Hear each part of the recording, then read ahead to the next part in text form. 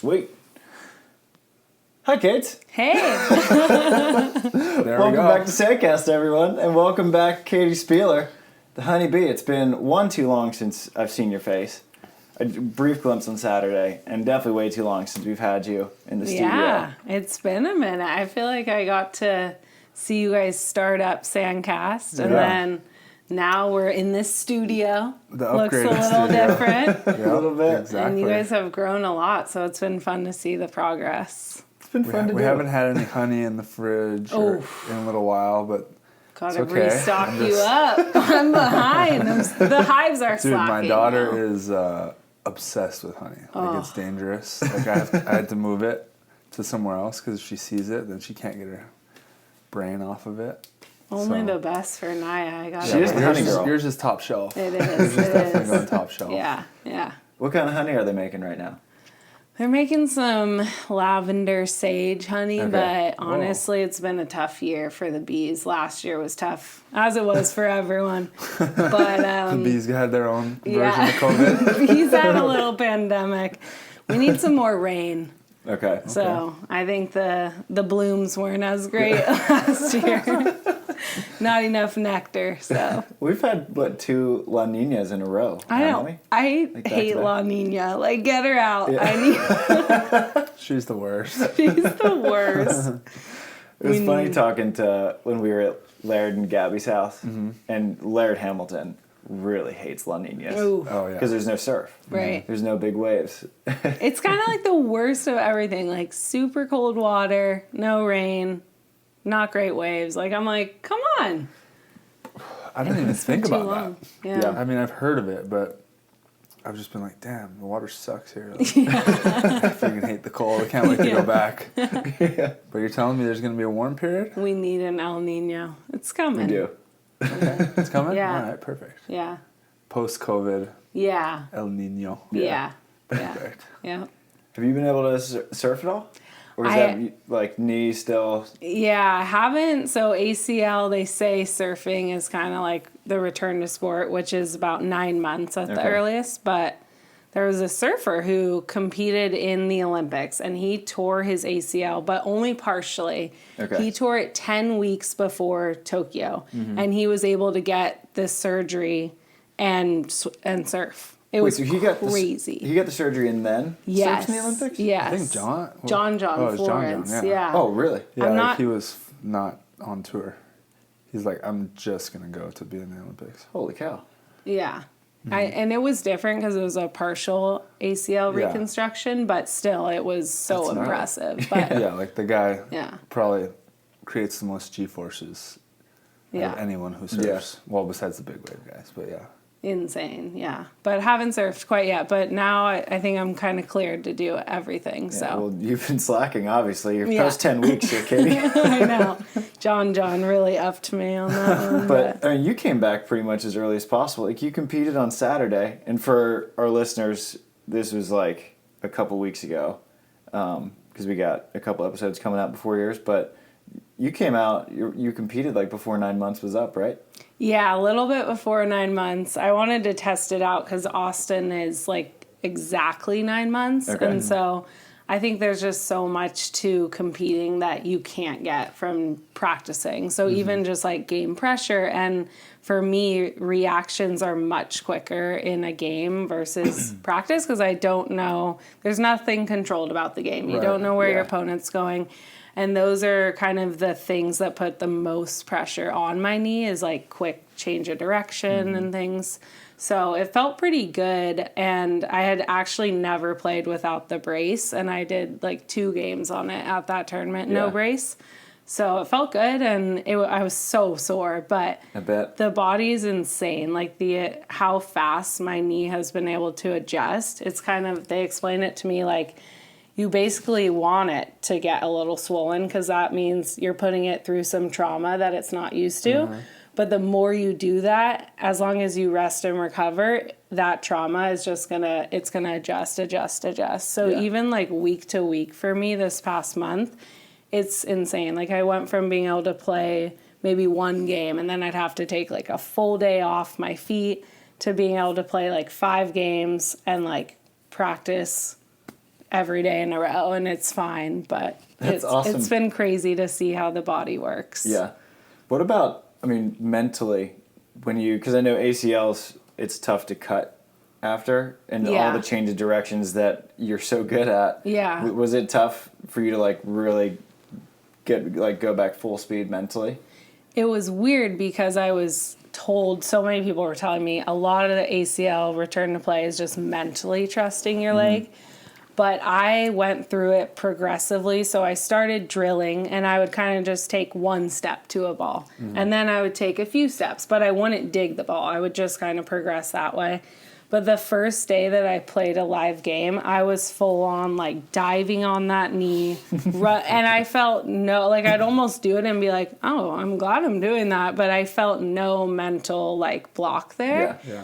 So that's why I feel confident coming back pretty early, is because I feel really strong and my numbers are good. And then I also have no mental like block there and no babying of that knee. So I think that's like half the battle. Is that something that you like really worked on to like have that mindset and to come back without any hesitation or like full trust in what you've done to, recover? Yeah. I don't think I worked on it mentally, but the amount of work I've put in, I just know. It's kind of like when you put in all the practice and you get to the tournament and you're like, I'm good. Yeah. So I have that, and I've had literally I feel like the luckiest person in the world with the people who have helped me. Like my trainers at P3, I have like the top PT people in Santa Barbara, just like whenever you need anything, just shoot me a text and they get me in, and it's insane. So I just feel like I've been put in this position where I I need to work as hard as I can, because I have so many amazing people helping me. Yeah. So, it's just been kind of like a good whirlwind of things that came out of a unfortunate event. Right. But the stars just keep aligning, and so I'm like, oh, cool. I'll just keep going with it here. For sure. Stars align. I heard of P3. I remember hearing about them like back when I was in high school. I want to say, all the players that...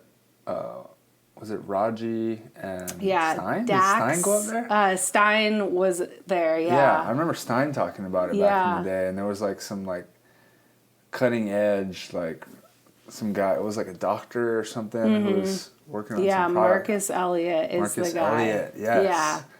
Yeah. So I've been hearing about that place for 15 years probably, since like high school. Yeah. How you got to be stoked to have such a high performance spot. Because if you're in Santa Barbara and there's nothing good up there, you're kind of screwed, right? Yeah. You're not going to drive to LA for your rehab. Or you would, but you'd probably have to stay down here. Right. Yeah, it's an insane resource. So it just so happened that Marcus Elliott, he's like a PhD. Did he start it? He started it. So, and it just so happened that he started working with a lot of beach volleyball players. So at the time it was like Todd and Dax, and then Stein would come up. Yeah. Nick was in there, I believe, and Brooke Niles was also in there a ton. And so he got pretty into the beach volleyball scene, but now they're like all NBA, MLB, like that's their main focus. So for them to like put in the time for me I feel so grateful. And it's been cool because they've brought it full circle. They have like one of the top indoor players in the world is in there right now. Her name's Kim. You guys would know her, but she's from Korea. She's the big outside hitter for Korea. So they're getting more of like impressive. The volleyball back in there. So it's been fun. You got me thinking, why don't I live in Santa Barbara? It is I want to get out of LA so bad. Life. Come on in. I love Santa Barbara, and they have great training. Yeah. And that used to be the spot too. Yeah. Because when Todd and Phil, Dax and Stein, and when Phil came out, when Phil and Nick came out, like they went to Santa Barbara because that was where like the best players were. I think Sean Scott up there at some point. I don't think he was there, but he would drive. Yeah. And when I was growing up, Nick was coaching for the youth club because he was trying to find ways to make it work while he was training. But that has literally been like I've been manifesting like bring volleyball back to Santa Barbara, and it's been happening. Yeah, Carissa, she made her way back. You can't stay away from each other for too long. I know. You had to pull we just each other like close. to be close. Yeah, Me and Carissa. Travis are available. Well, I got the wife and kid, and all that, but I'll put my energy towards it. Good, I would love to live up there. It is the good life. Yeah. I've just been so happy. It's been a silver lining of the ACL. Right. You get to go back home. Yeah. Live in that smaller community that you probably know everybody and all that. Yeah. And like I said, it's like the help that I get. Like even with volleyball, it's like really good guy players are like, oh, we'll serve you every ball. We'll run up and block for you, whatever you need to prep for Austin. I'm like, okay, perfect. So it's really cool. Hell yeah.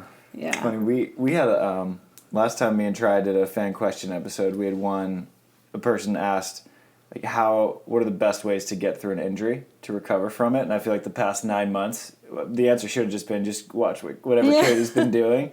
Because I feel like you've dealt with this so well, and you're already back physically. Like you're competing at the earliest return to sport date at like a really high level. Like mentally, like you're super happy. You found all the silver linings. Like East Beach seems to be going great. Getting into real estate. Yeah. Manifesting Santa Barbara growth. Yeah, exactly.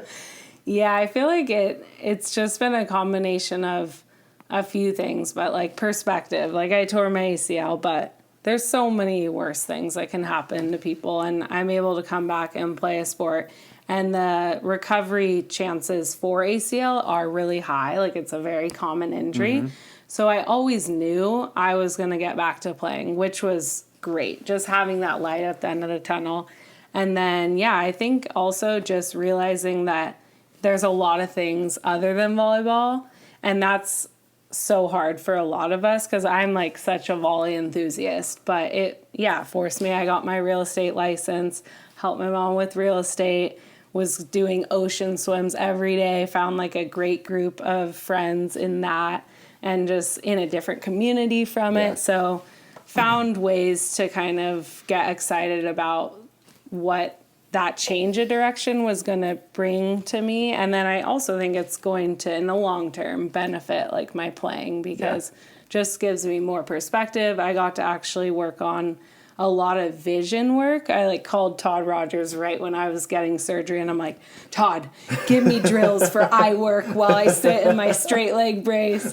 So he literally gave me like a progression of eye work, and that's been something that like I really I don't see anything. I feel you. I sense you. But like the whole look thing, I don't do it. I know, I was always like, I'm just a feel player. Like, Todd, I don't need to work on it. And he's like, no, you need to work on it. People are beating you. And I'm like, yes, they are. You're right. You know.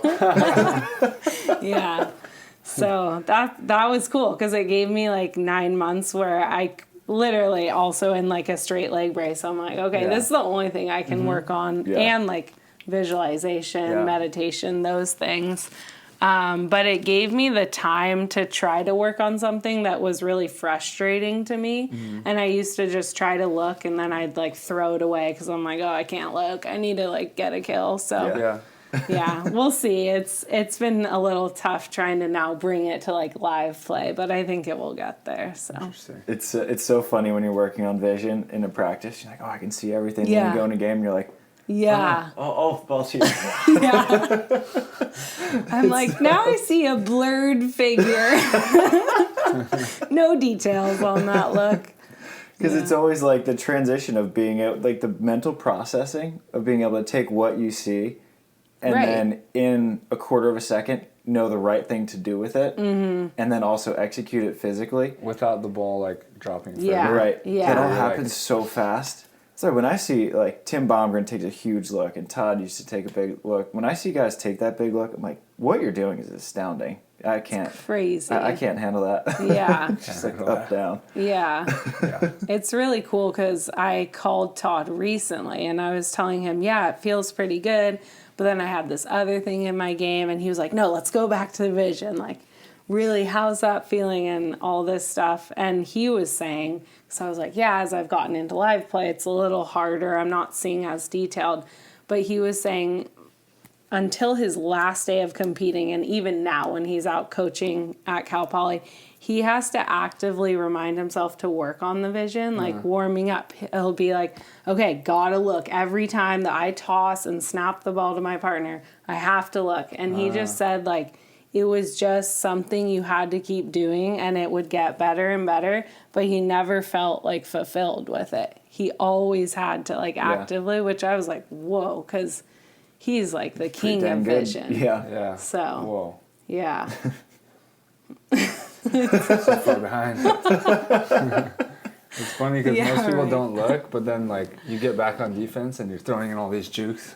You're like, they're not even looking at you. You're just, like, slowing yourself down. What am I doing back here? You're providing a good show. I remember, because A-Rob is the king of, like, jukes back there. Shake but don't move. And I'd be watching our film, because I usually just watch it for me, but then I remember Will Hoey was like, dude, watch it, the 12-minute mark of this match. And A-Rob's like, I was dying. I was like, man, if defenders do that to me, I'd have no idea, because I can't see him, but Will was cracking up. That's so funny. I know someone was joking. I'm like, yeah, my vision didn't feel that great. And they're like, you don't want to see too much. Like, that's kind of awkward sometimes. Like, imagine seeing A-Rob and you're just like, what the fuck? You just like hit the ball out because you're so confused. Oh, shit, do I hit at it? You just let it drop. Oh, shit. Well, you mentioned that, like, you were able to get that perspective, right? Because ACL is super common. Everyone recovers from an ACL injury. It's not like a life or death thing, but that probably took a minute, because I know, like, when you tear your ACL, and I don't even know if you knew immediately that something was very wrong, but when you found out that you tore your ACL, I feel like at first it's like world's crashing, right? Because especially you guys are the two most active people I know. Like, you're always like wanting to swim or work out or play. And then to have that taken away from you, especially because you've been playing for so long and you just love playing volleyball. How long did it take you to, like, have that switch of, okay, this can be good, like, I'm going to be fine? Yeah, honestly, so when I went down, I heard 3 pops, and I knew. Like, I'm pretty optimistic person, or realist, but everyone was saying, oh, no, you're good. You probably just, twisted. I knew, because I heard 3 pops. And I had this 30-second thing, like, on the ground, and I was like, no, I'm just going to be a club director for the rest of my life and then, like, juniors volleyball. But honestly, it was a pretty quick switch. Like, once I got over that initial thing, and honestly, getting the news that I just tore the ACL, it was really hard to get an MRI. Like, get these things. It took forever. That was the worst part, like, not knowing. And then when I knew and I had a plan, I was like, okay, this is the route I'm going. And I had the clarity.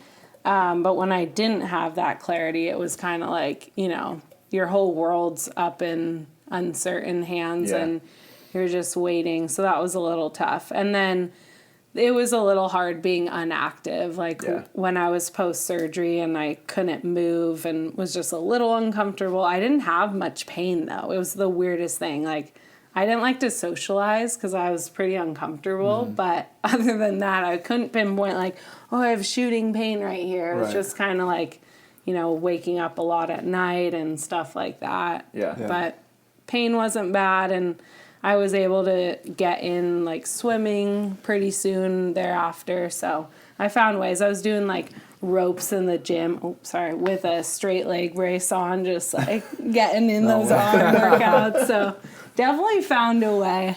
So you were going to come back, and you were always, like, strong in tone. I figured you'd come back just jacked, just ocean swims, pulling only, doing Trap ropes, queen. like, legs straight out, just curling, watching TV. Yeah, I tried to, once I got closer to actually playing, I was like, okay, I need to settle down, not swim every day, maybe lay off some of the extra workouts. Yeah. When did you start touching the ball again? I was, even in my straight leg brace, I was peppering, sitting down when I was doing Todd's little drills against the wall. But I would say about 3 months ago, probably, I was on the sand. And like drilling, and then it was that progression where I just got more live as it went by. So I've been playing games for about a month and a half. Okay. But it was probably pretty fun to compete again. It was just like CBVA, but I'm sure that was like pretty cool just to be out, like seeing all the people. It's a tournament. Yeah. That'd have been pretty fun. It was super fun. I was a little worried that like I wouldn't be able to have the perspective of just appreciating playing because we're all super competitive. Yeah. But it's like, I got to put it into perspective. Like, I'm literally coming off a knee surgery, 9 months. Like, I really wanted to just be happy to be there. Yeah. And so I'm so glad that I was, because it was so fun just to compete. And it's like the results like weren't good at all, but I was just so happy to be there and am stoked on playing. And honestly, like, that has been different from when I went down. Like, I loved volleyball, but there was something where it was a little bit not as like fun for me. And I think that 9 months and that knee surgery, like, that changed it for me. I'm just so happy to like be out there, and whatever happens on the court it's what it is, but it's about like just being out there for me. So yeah. I feel like that's come up on the podcast a couple times. Like having, like when we talked to Sarah Hughes a couple days ago, and how she never had volleyball taken from her, but she had that like weird 2-year gap where she didn't really have a set partner. Right. It was just like brutal timing. Yeah. And that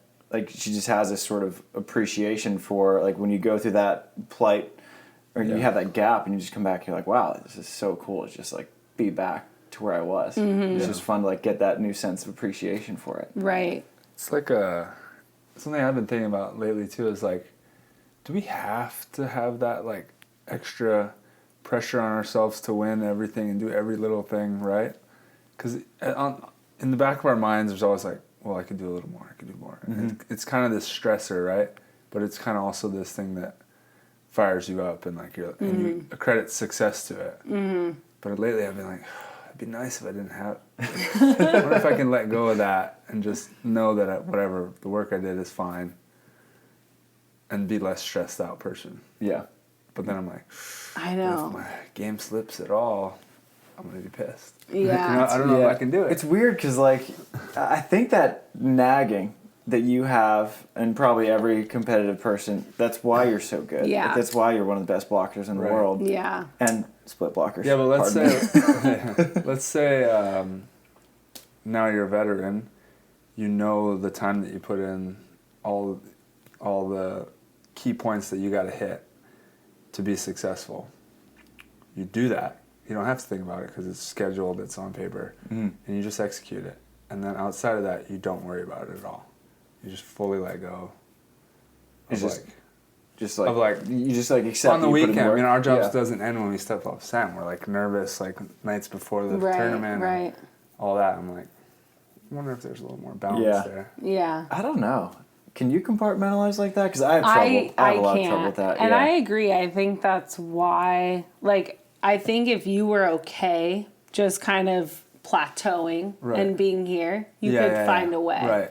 But I think even if you're the best player in the world and you want to, like, you're going to want to go like this because you want to stay the best player in the world, then that nag is like, how? But I was pondering that too, because I was talking about someone about the mindset of going and playing a snow volleyball event. I'm like, man, I wish I could channel that. Like, I'm like flying to Italy. I'm like, woo!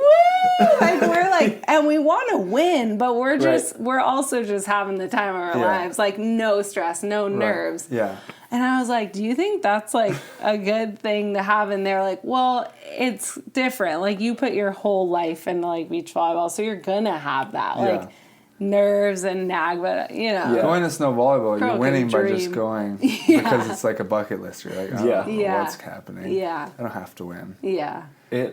I was thinking about that the other day, maybe when we were in Mexico, when we played Bill and Evan in the semifinals. It was there was a lot on the line because me and Bill were tied for the 12th spot in the U.S. system, and I knew that whoever won would win that 12th spot, which you're on the stipend, you're in the national program, and then you're also in line for the $1,600 travel stipend for the tournament. Wow. You're guaranteed a medal. Yeah. And I was like, I had zero fun in that match. And I was like pressing so hard, and I was like, I don't know if I would have just relaxed and enjoyed it more. Maybe I'd have played better. I don't know. But then at the same time, like, if I chilled snow volleyball, like me, Eric, Vaughn, and Chase were drinking tall boys before the quarterfinal. Like, Yeah, we were a little bit more focused than you guys. So I'm going to say girls snow volleyball mentality. Because then I shifted into in the bronze medal match. I was like way more relaxed, but maybe because I knew that like the big opportunity had passed.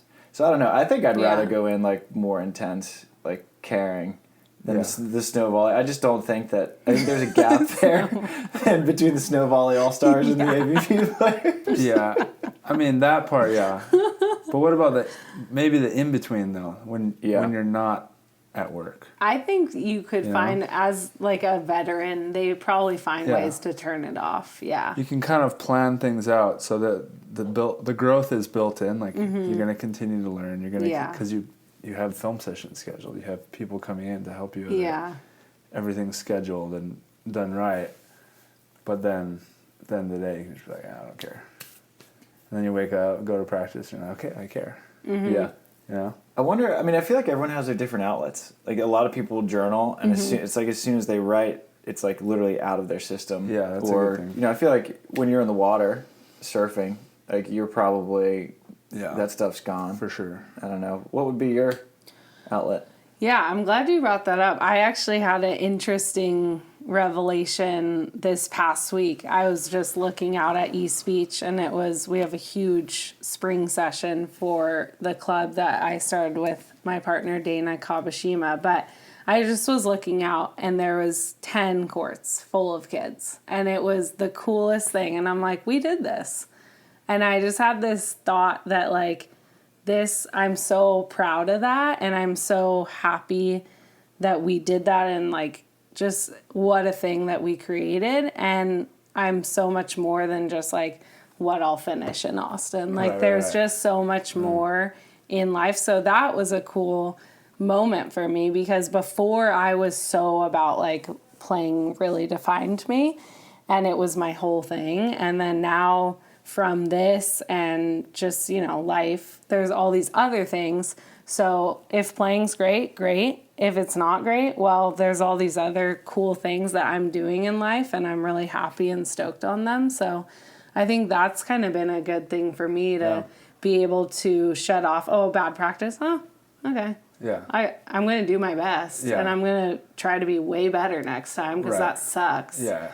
But also, like, there's a lot else going on. Yeah. So, And it's cool because, like, your East Beach it's so sustainable. Like, that's going to continue on, where I feel like that joy and that high of winning a match is so short-lived and ephemeral. Like, and we all know, like, we've all had those big moments. Like, I remember, like, as soon as you won Manhattan, I loved watching your video after. And then, like, Naya was just like, she just came up and you're like, this is what it's about. And she just wanted to go home. You're like, that's it. She's good. Could care less. She doesn't care. Like, but I want to go out. And like the joy of winning is just this like huge spike, and then you're back in a day or two. That's the other thing, is expectations. That's the other thing I've been thinking about a lot. Is like when we were at Gabby and Laird's, at some point Laird was like, expectations are the killer of joy or something like that. And I've been thinking that same thing too. Like, I just won Manhattan Beach Open. Like, this has got to be the greatest night of my life, right? Like, you pictured that all the time. And it actually was amazing. But I think it was mostly because I didn't have that expectation. Whereas, like, when I won Milwaukee, I was like, this is going to be this is terrible. I have to fly home, get back, no one gives a shit Sunday night. Wow, this sucks. And I was, like, legit bummed that night. Yeah. But just in general, like, expectation is kind of useless, I've been noticing. I saw Man in the Arena, you know, the Tom Brady docuseries. I just watched an episode. You got me going Episode on it. 8, he talks about the Chinese man or something. It's a story of the Chinese man. I won't tell the whole thing, but basically everyone's like telling him like, oh, this happened to you, I'm so sorry, in the future, like, it's got to be really bad for your family. And the guy says, maybe. Oh, I love that parable. And then the next something good happens to his family, and they're like, it's so good, you're going to have fortune going forward. He's like, maybe. Basically just saying maybe to anything. Because you don't know what's going to happen next. It doesn't matter because you'll never know. So, like, why even put anything on it?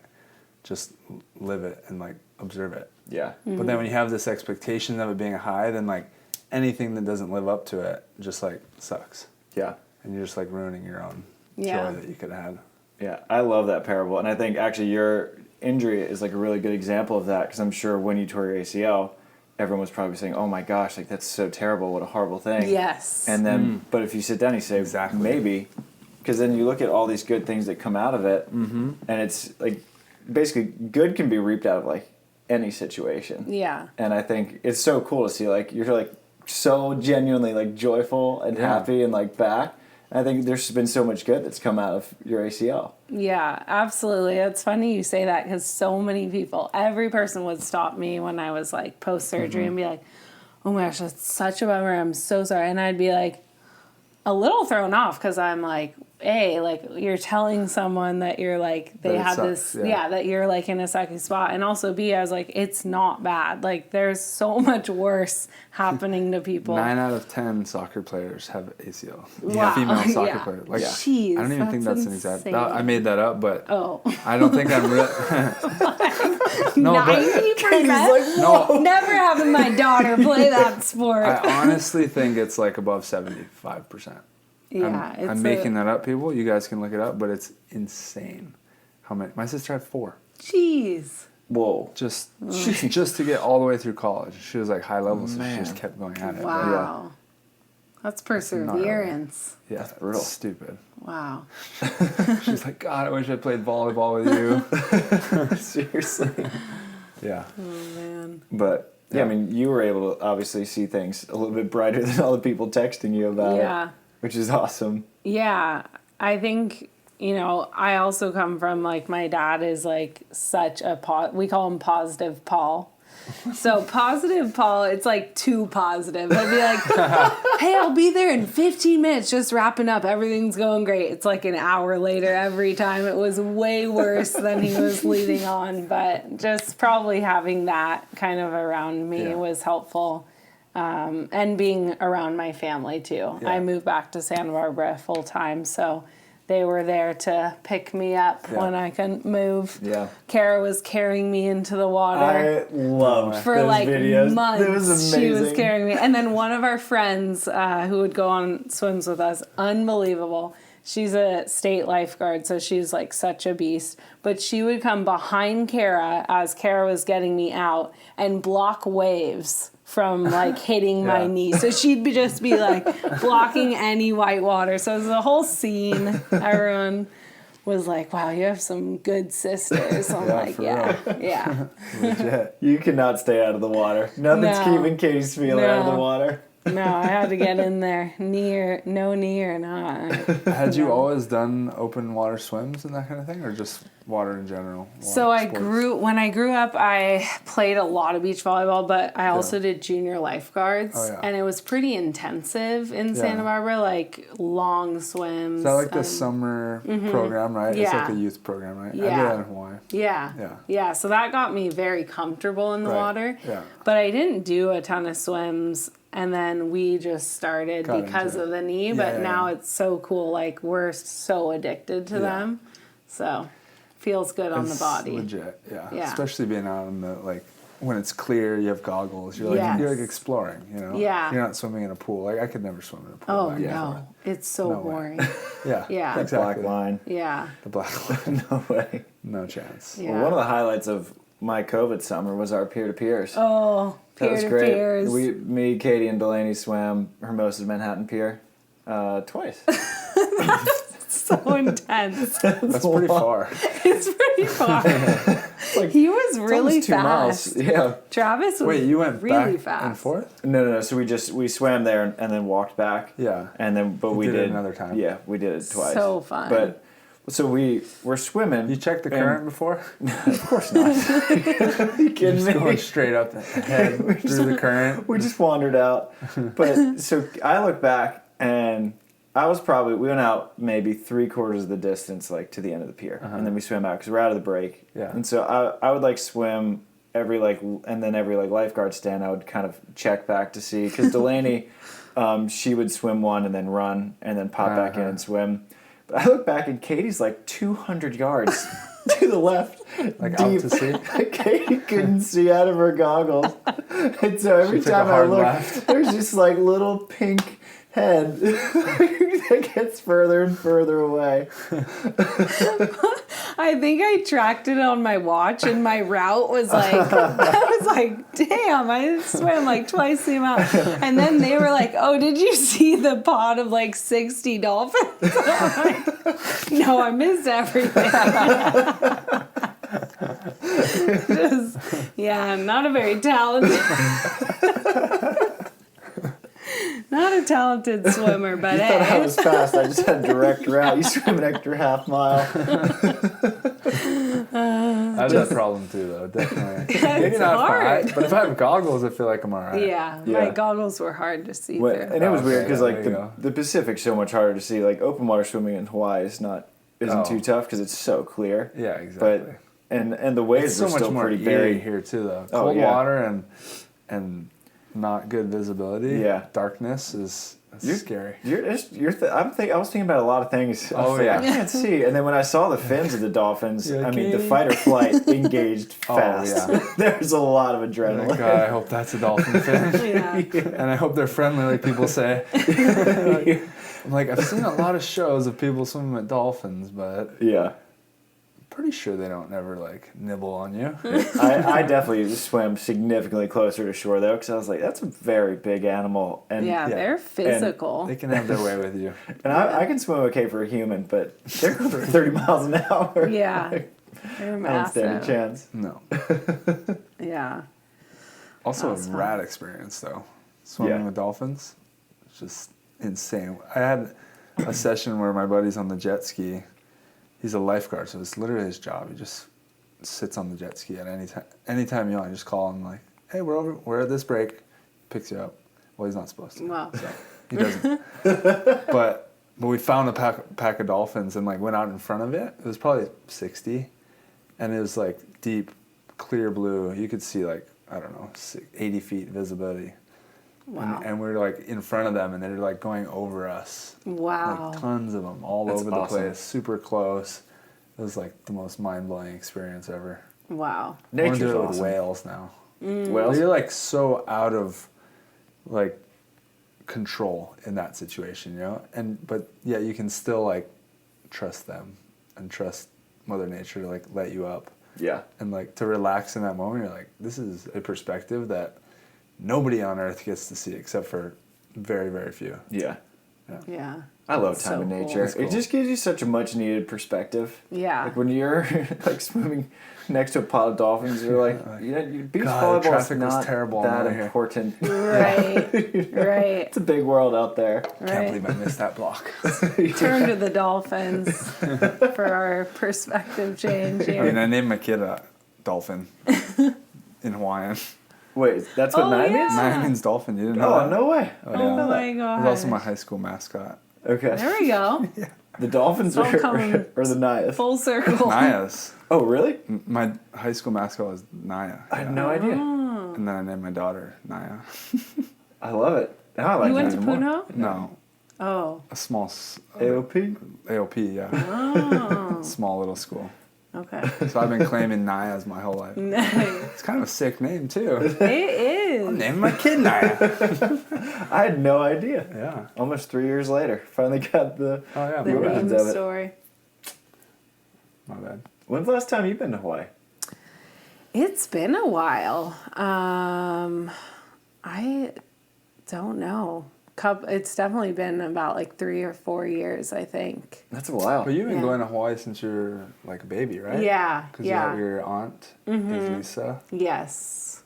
Ma'a, And the Strand Ma'a. ma'as. Yeah.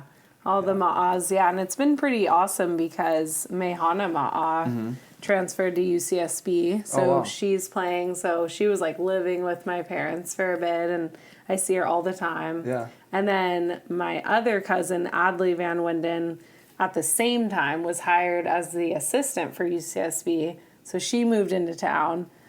She's Tori Van Winden's sister. yeah. So Tori's up there all the time. So it's like this whole family reunion, and all of the Strands grew up in Santa Barbara. Oh, they did. So that's where like Lisa Strand Yeah. grew up. So that's been great because I've been able to see Mehana a lot. Sick. But yeah, I haven't seen Misty or Maluhia. They're back in Hawaii still for a little bit. So Micah's here.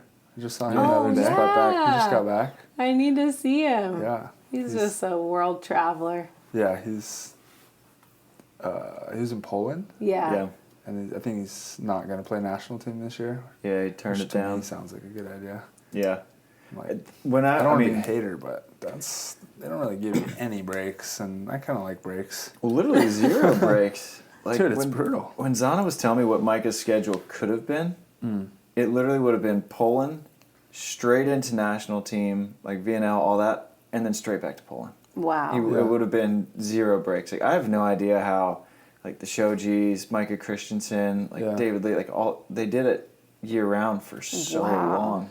That's so It's crazy. so draining. Like That's coming, crazy. and I only did 3-month stints, but like stepping on U.S. soil after 3 months in Farmtown, Turkey, was like a heavenly experience. You know, like I was so ready to come back, and these guys are doing it. What? How long? 9 months? Yeah, I mean, maybe a little less than 9. 7, 8 months, maybe. I think like November. Depends I if think you Micah go started into in the November. playoffs and win Yeah. and all that. But dude, you're taxed and absolutely drained emotionally, and just want to like get back to your normal life, and then you go straight into the national team gym, and then they take you back overseas to go compete. Yeah. It's insane. That's insane. Yeah. And Not Micah, if you're getting paid like millions, Yeah. but no one's getting paid NBA money. Right, right. Yeah, and Micah, I think we've always wanted him to like go for beach. Yeah. He'd be so good. Yeah. But he's been pretty set like from a young kid on indoor Yeah. and like going to the Olympics, and so we'll see if he goes down that route and wants to do that. But yeah, it's amazing because I think after a few years of that indoor grind, it's like the beach, even though it's like not as much money, just looks nice, Yeah, you know? exactly. So we'll see with him. Yeah, It'll because be that's fun. what Dave Wyzorek, he played at Pepperdine, and then he played in Turkey for a couple years, and he came back, and he's dating Deanna Kraft, and her and Delaney are super close, and so I was like, yeah, Deanna, like I'll get him out. So he came out to practice, and he's like, this is amazing. I love this. So I think and then he came out to practice for a little bit this morning. He's like, it's going to be pretty tough to go back. Oh yeah, So I'm trying to get Mike out to a couple of practices. Yes. It's like we can run a CBVA. Yes. We just need to get him a sampling. Mike and has he's said good. like he knows he's coming out. It's just Yeah. a matter of when he wants to pull the trigger. Yeah. Right, I'm right. like, dude, don't lose your sand legs. Just at least keep them every offseason. Yeah. Yeah. But it's funny that guy Dave was at the national team practice too, and then they already invited him into the gym because they Yeah. have this developmental program, right? Yeah. So now like anyone that comes from indoor or college gets straight into USA, which was like almost impossible before. Wow. Yeah. I think they like let climbing in, like was one of the first, because just like, okay, well, yeah, well, why aren't we gonna let? Why would we not let? That was a climbing good in? decision. Yeah. That worked out. Yeah, nice. Now she's on the banner on the wall. But yeah, I don't know though. No beach experience for that guy. I think he's played one CBVA. Yeah. But he was an outside. I was surprised. He passed really well. Like that's always my big thing with watching indoor guys. I'm like, good luck in the wind. And he passed pretty great. But it's funny, like the feet to ball is always so tough. Yeah. Like watching them, I'm like, you were like one of the biggest, most athletic dudes I've ever seen, and like just Bambi out there Yeah. for a little bit. Yeah. It's like Jumping into the net, bra jumping into the net. Yeah. Oh, yeah. Yeah, but I mean, a couple months of just nothing but beach, and like people get used to it pretty Yeah. fast. Yeah. We'll Yeah. see. Are you going back to the grass, Kate? We got to keep you off the hard surfaces. I know. That's a great question. I think no on the grass. Unless I'm setting in threes. Because I feel like when I did that, I wasn't really jumping at all. Yeah. So when I tore it, we were playing at Pottstown, and it was not only 2v2 grass, but big court inside out. There's a lot going on there. You're on a massive court, and it's grass. It was pretty intensive. So Yeah. Was you in Harton? Yeah. Okay. Bing bong. Love Bing Bong. Bing bong. Got to run it back with her, Yeah. because that wasn't a great ending to That her. Pottstown was just a bloodbath for beach players. Oh yeah. Lindsay Sparks, was it Lindsay Sparks? Yep. She toured, and she's still not back. She had so much more gnarly It was like of ACL, a surgery. MCL, and Cartilage. PCL? So she literally kicked a ball after a play. It wasn't even during a play. And she tore off a huge chunk of cartilage. So they had to take some of her own cartilage in the first surgery, regrow it in a lab, or grow more of her own cartilage in a lab, and then put it back in. So she had to have 2 surgeries. Jeez. And it's a gnarly recovery. Holy cow. Hopefully she'll get back to play, but it's not as certain, and it takes over a year.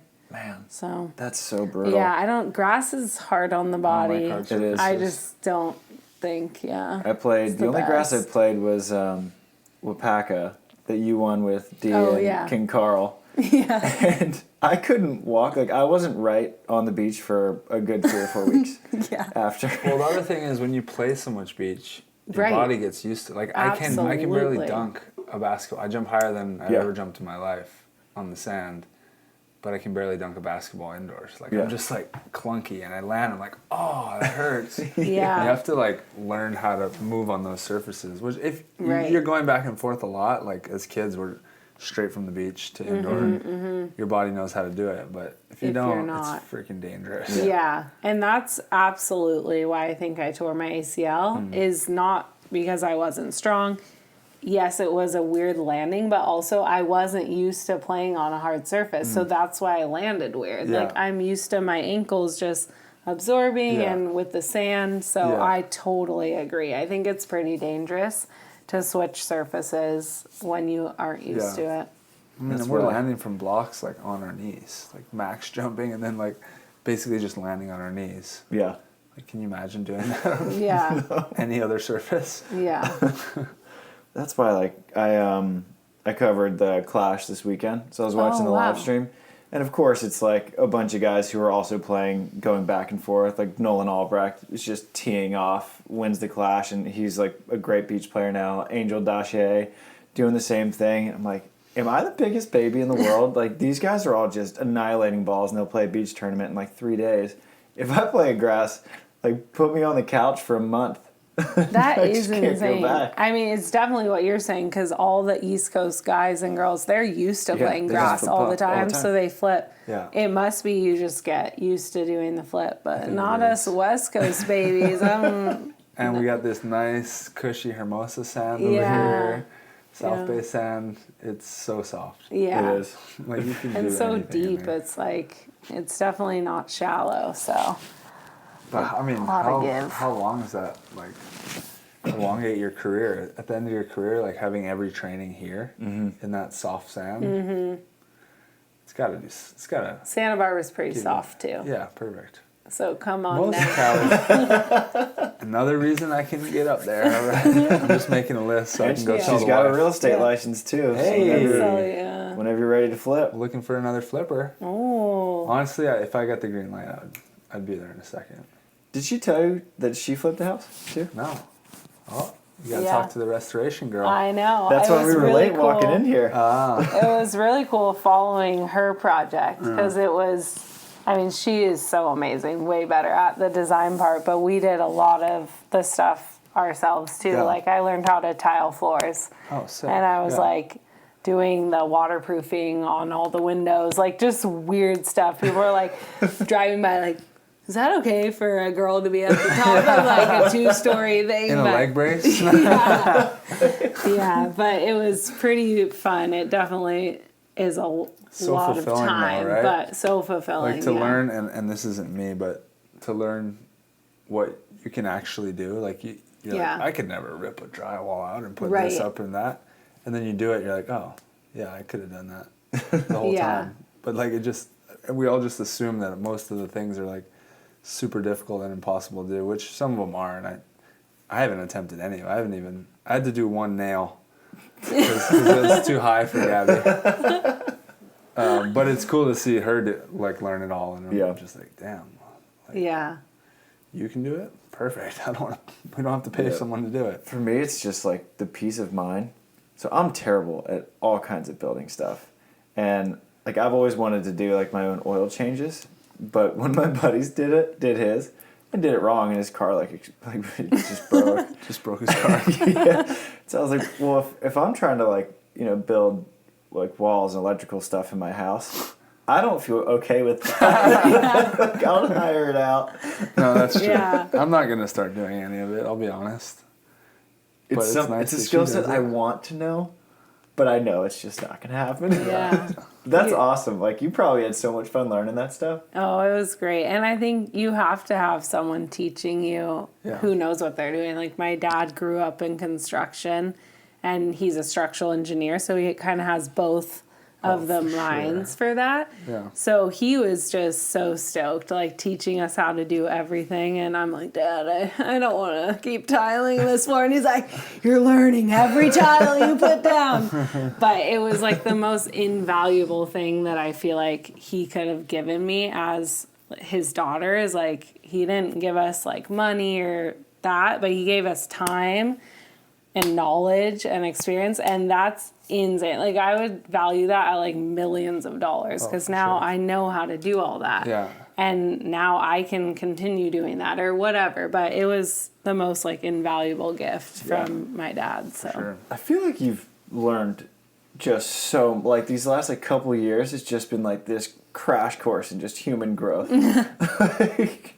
you've just been through like so many different things, and you're just like come out and you're like, damn, I just probably grew like 50 years worth in 3 years. definitely learned a lot. Kept myself really busy, which is nice. But there's always more. There's always more out there. Yeah. So What's it's hard next? to- I don't know. What's next is streamlining. Yeah. I'm taking all these Yeah. side things, That's and good. I'm kind of figuring out what's the most important. Because as I got back to like getting near competing, I'm like, why am I doing like real estate? Like I was just like, I need to cut. Yeah. So those things will always be there. So that's the nice thing, and playing won't. So I definitely want to play right now. But what is next for you? I wanted to ask on your commentating for Volleyball World. I have so much fun. You're so good. And well, it's funny because like you saw how it all came together. It's like, hey, you want to do this? Are you free? Yeah. This weekend? They're like, sure, go. Like no training at all. Like here's where you talk and here's what you do. It was just like, volleyball. Just talk about it.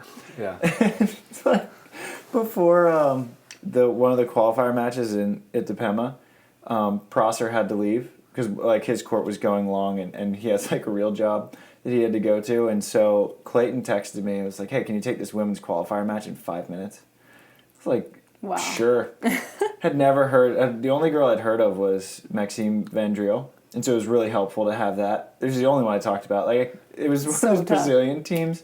Like I can't tell who's who. Oh my gosh. And like, because they were both like 5'11", super fit, like hair's the same, black visor, and Brazil defender with the dig.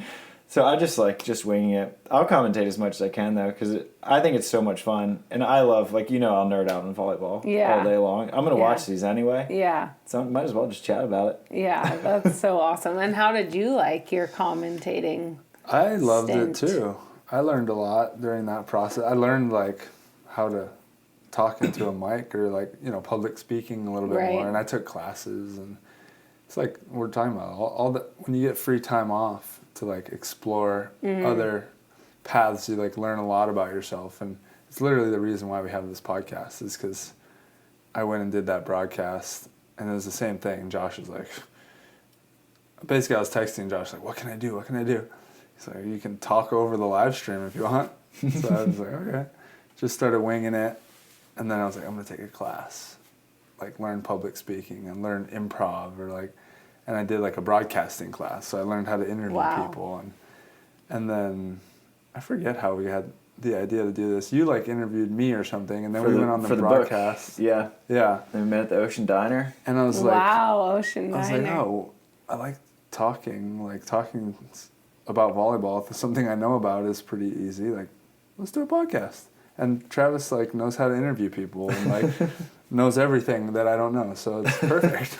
That's so cool. Gaps. Troy knows how to play. I know a lot about the people who know how to play, and it works. Yeah, exactly. I can see myself doing it after, but like right now, it's like I'm not gonna volunteer for it because I'm like you said, like streamlining. Yeah. Trying to focus on one thing at a time here. But man, that time off is so important. Like, if we had we have off seasons built in, which is amazing. But like that Tom Brady documentary, they were talking about his suspension, his 4-game suspension. It's the greatest 4 weeks ever. Came back playing better. Gronk got hurt, and Tom told him, "Hey, this is the best time ever. It's not a negative. Take it, because in our sport they don't give you any breaks." And you just beat the shit out of yourself. Just take it. Came back better. Like, more stoked, more energized. Well, he even retired for a year, right? Gronk retired for a year just so he could stop, like, beating himself up. So it just, like, seems like taking a break and, like, stepping back and learning new things seems to always be the right call. Yeah. Yeah, that's a good point. And it's hard to just be like, oh, I'm going to take a break. Like, I almost feel like the injury was bad, but I had to shut it off. There's nothing I could do. So I wouldn't have taken a break if it wasn't forced upon me. Yeah. But like you're saying, it is pretty valuable. Yeah. So it's almost like that's why. Or what did Mikkel say today? He was talking about. He said, take these little signs of my knee hurts or this or that as God's whisper. And then he said, because if you don't take his whisper, he'll yell or whatever, something like that. I like that. Mikkel's got some good one-liners, man. That was for Gabby because her knee and whatnot. I was like, ooh, that's a pretty good one. But then as athletes, it's always tough because it's this culture of, like, we need to push through, right? Yeah. And, I'm going to put in more reps or work harder. And so when you get, like, a nagging injury, it's like, oh, well, the second place finisher, he'd take a break, but you're not going to take a break. But now I'm at this point where I think last year was such a good learning moment for me not taking any breaks. Mm-hmm. And so I'm debating. I told Tim this morning that I might just not play San Antonio. Mm-hmm. I might just take off because we've played we leave for Cuba on Wednesday, and that'll be like our 11th tournament of the year, and it's the first week of May. And I've played one. Yeah. And he was like, yeah, we should go play La Paz, and right after La Paz, play San Antonio. I was like, I'm definitely out for La Paz. I want to hang out with Delaney. Mm-hmm. And then I was like, I might not play San Antonio. I have no idea. Yeah. And so I was like, it's good. I know how important breaks are for me now. Yeah. Especially because, you can play every weekend through December with the schedule right now. Absolutely. And also for you, and I wanted to ask, because not only are you playing so much, I would say you are playing the most out of any team. You and Tim are playing the most out of any team. But also your work is involved with volleyball. Does that ever, are you able to kind of separate, and that is you're able to just kind of not play and you're writing about volleyball and that's enough of a change for you? Or do you ever feel like it's too much volleyball? So I haven't. It's been funny because I think this past maybe week or two, it maybe has felt like a little bit too much volleyball. But it's also a bad combination of we've also just been losing. Mm. And I think that if we had been winning, right, that I would be looking at volleyball and be like, I'm going to write all about all this stuff. It's great because you're winning. But when you're losing, I mean, it really casts a pall on a lot of other things in your life. Mm-hmm, but actually what's been really helpful is writing about grass, Because it's like because it's kind just of a fresh slate of characters. Just like Yes. green grass, long grass, like how it grows, that kind of thing. But like, because the grass volleyball players are so different. Yes. And it's the like different characters, because with beach, like now, me and Tri, we've been doing this podcast for almost 5 years, and I've been like pretty deeply involved in this world for a while. And so like when I write a beach story, it doesn't take like a ton of effort, but it does, like I have to figure out a new way to write about Gina Urango qualifying for Austin, or you and Kim or whoever it may be. But with grass, I'm like, Nolan, like, what's your story? Like, it's fun. It's like invigorating. Yeah. It's like this whole new cast New of characters world. and new stories and a Yeah. whole new world that I know nothing about. Yeah. So it's like really, like when I got into the beach world in 2016, this is kind of like what it's been like. Cool. So that's been super helpful. That's awesome. And I almost feel like a little bad, like writing fun stories about grass, because I'm like, you're just killing our beach players. But it is fun. And, That's great. But it can be a lot of volleyball. But I do think if we were winning, Yeah. it would be totally gravy. Yeah. That makes sense. Yeah. Yeah. It's so impressive how you've used like your different careers to also help you with your career of playing and vice versa. Like you've really found a way to be able to go and play events and then also be writing at them. Like it's just amazing. Like it's really cool. And I'm, like you guys, I said, we're the two most active people I've ever met, but I'm also, like I have a really tough time not doing something productive. So like on the world tour, you have nothing but downtime all day. And so I love having stuff to write about. And it's funny because like Lee at Volleyball Magazine and Volleyball World, they're like, all my editors are like, oh yeah, just focus on the tournament. I'm like, please give me something to do. Wow. Like I need something. I'm not going to commentate on the matches, but I'll write about them for Yeah. sure. Because like you play for 45 minutes, you like warm up for 45, and then you stretch for 15, and that's your day on the world tour. CBVA that's all day. I'm not writing after CBVA. I'm cooked. But I do like having things to do. Yeah. And then it's always nice because, like, every probably 6 weeks, me and Delaney will go camp somewhere. And you come back from that, and it's just so refreshing. Yeah. And so, I don't know. That's your out. I recharge the batteries pretty Nice. fast. Nice. Totally. Efficient. Yeah. You also have it's like you start looking at your schedule, like, okay, if I play these 3 events, I'll be on the grind and maybe I'll win one of them. But it's like, but if I play just one of them, is there a better chance that I win that one? And am I going to be way more stoked Yeah. if I just win one or do well in one versus play in 3 Yeah. and get average? Like I could play in Right. 10 events and I'll throw them all away for one win. Yeah. You know, That's like at this the point. exact debate I'm having in my head right now about playing San Antonio versus just taking off, lifting, like wanting to play beach volleyball again and being like full go, ready to go for the first tour series in Muskegon. And I was talking to Delaney about it. She's like, whatever you want. Like, take off. You probably should take off because I'll probably end up playing like 25 tournaments this year. And I don't think I'll look back and be like, damn it, San Antonio, I missed it. Right. Dude, Trevor, Jose, and I have looked at our schedule over the last 2 seasons and looked at how we did. Like, if we stayed on the road for 4 events, we always fell off the last one. So then we started to schedule that in, knowing like how long we can stay on the road and mentally or physically play well. And we're actually debating that right now because it's beginning of the season, but we're going to go Turkey, Ostrava, Latvia, world champs. Wow. And we don't, 4 in a row is not good for us. Never been a good number for us. Yeah. So like, how do we peak at world champs?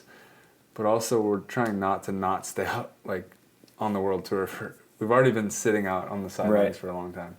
But it's that important to me at this point. Like I've really seen evidence in our scheduling that shows that it's not worth it to go to certain events. And we talk about it a lot because actually, and you were so big on it when we had you on, because I remember when we had you on the first time, we had our final question of what advice you would give to an up-and-coming beach volleyball player, and you were like, just go out and play. And no one played more, you were, I feel like every AVP Next, every CBVA, Katie Spieler was there with whoever may have been.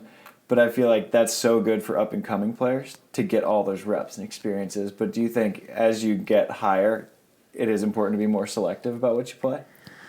Yeah, I struggle with that because I think like Try and Trevor, they've found that works. So I think that's so good. For me, I'm not sure that I'm like could figure that out. I still feel like I need to play everything, I think, especially coming off this knee thing because I haven't played for a year. And I was actually talking to Todd Rogers again about that because he was kind of laughing. Kim Smith had written an article about recovery, and she used some quotes from me and from John Hayden. And Todd was laughing. He's like, it's so funny. You're like talking like you're a veteran, but like you're so young. And I'm like, yes, Todd, thanks for putting me into place. But I think it's like for your own, where you feel you're at. Like for me, I probably don't feel like I'm not a veteran. Like I still need to learn, and especially after this injury, like I think the more that I can compete, the better. Yeah. But I'm also battling a little different to where, like, I have to be wary about my knee. So for me, like, San Antonio, I really want to play. It's not necessary. But then also I'm like, is my knee going to survive all that travel and all that competition? So I think, like, as that gets better, I will try to, like, compete as much as I can. But I think the main thing is what you're pointing on is that, and you're pointing on too, is that if you're not like wanting to go out and play because you've played so much and it's just becoming this like mundane thing, and then it is like not worth it. Like you're not going to play good. Yeah. So it's kind of like that. I think when you're young, everything's fun. So you want to go. And then as it just continues to like get a little bit less. Yeah. And then you just have to like be in tune with what you're feeling. Mm-hmm. It's like April now, looking at, and I don't know why she's sitting out necessarily. I heard she's injured or whatever. But I also know that she's at a point in her career, she's like, what's going to excite me now? Right. Yeah. Like, I got the gold, silver, bronze. Yeah. World championships. Like, what's going to get me off the couch? Like, I'm just going to go and do a non-Olympic year and just do what I always done. And I definitely think there's a lot of that involved with her sitting out this year and just being like, I'm just going to sit back and give myself the out for a second and see if that energy comes back. Because, it's the same thing. Like, at some point, and she's in her late 30s, 38? 38 or 39, something like that. She's at that point where she's earned her right to do that. Yeah. But it's interesting seeing someone who's such a veteran, so successful, to be like, no, like I definitely need to step away for a whole engaged. season. It's exciting. And then she got engaged. Yeah. Yeah. But every time we've had Tim Baumgren on, it always fascinated me because I was like, how are you so good when you don't touch a ball? And he's like, oh, well, I pepper with Brody in the basement. Bro, Brody, he's 2. He's not hitting, he's not hitting down balls at you. And he's like, but I take so long off, and when I come back, like every tournament, I'm so excited to play. Yeah. And I still think he's a physical marvel for how good of a player he is. Totally. But I think there is something to that where we're just mentally, he's just so stoked to play. Yeah. Because it's not negative 55 degrees. Right. I'm feeling that right now. Like, I'm actually really stoked in where I'm at, because I'm like, all right, I just need to play. Like, I don't even care about getting better at practice now. Obviously I do, but I'm legit like, I don't care. Yeah. Let's go. I think that's throw a the fucking ball up. That's a great spot to be. It is. But it took us sitting out against a lot of people's advice. And people go, what are these guys doing? They think they're hot shit. Like, just picking the big events or whatever. And I'm just like, no, but at the end of the year, we'll see who's still enjoying this. Yeah. Playing the long game. Yeah. It's gonna be a long year, but no, you got to take breaks. You got to stay excited. I think that's a good way to put it. It's really your personal excitement level. Yeah. And I bet your stoke level is super high. Oh yeah, for Austin. I'm trying to bottle that up, like you guys said, because it's like, even for me, when I was first able to like move again on my knee, I'm like, I need to bottle up this appreciation. I never want to take for granted not being able to like do a jog or like just do anything active. And so I'm the same way. Like, I'm so stoked on playing right now. And I'm the same. I'm like, all I need to do is compete. No more drills for me. I love drills, but no more drills. I just got to compete. Exactly. And so I just want to like channel that as much as I can. But obviously, the more you get into the grind, that's going to a little bit wear. Man.